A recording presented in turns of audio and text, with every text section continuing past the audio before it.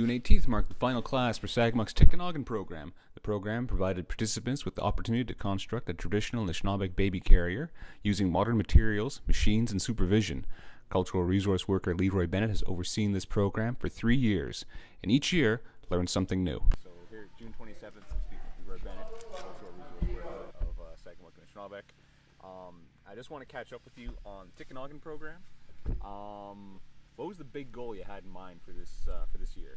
Well, the big goal was just to, again, provide the services for the parents or expecting parents and the grandparents.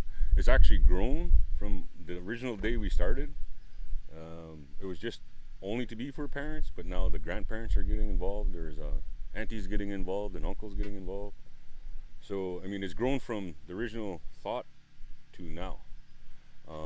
And as it grows, hopefully more people get involved, and at some point in time that they just go ahead and do it on their own, that they don't really require maybe the program to be there other than to be a resource to them, which I think would be really good.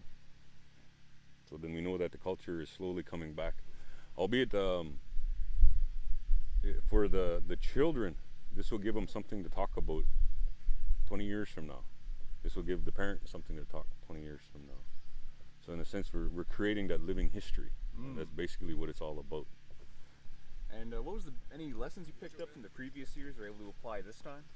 Yeah, this year, a lot of it went back to understanding and learn how to steam bend. Steam bend was the big thing. We did it before last year, but this year made a huge difference because in understanding woodworking. Compared to how modern technology can really assist us in doing some of the traditional artwork. Carving tools, hand tools, torches, different things like that. And the advent of modern cotton for the baby moss bags and stuff like that. And part of that is one thing I do think of, and I do realize when we look in different museums that house artifacts, you do find those things that are still in existence, probably up to 100 years old. So there's a legacy that was left behind by our ancestors. I think what we need to do is to develop a building of some kind to house some of that legacy that belongs to Sagamok, so that we're able to create this a roadmap of history, if you will, from birth to death.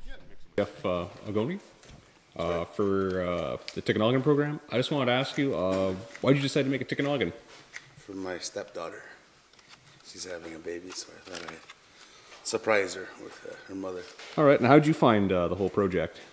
I found out through Gail, they were already putting it out on Facebook that the Tikanagan courses were up, so I enlisted, and here I am. All right. And I'm glad I came. How did you find the overall process of making one?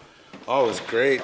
Still learning, even though we're finished. So there's lots of work involved in making this piece of work, but I'd do it again if they let me.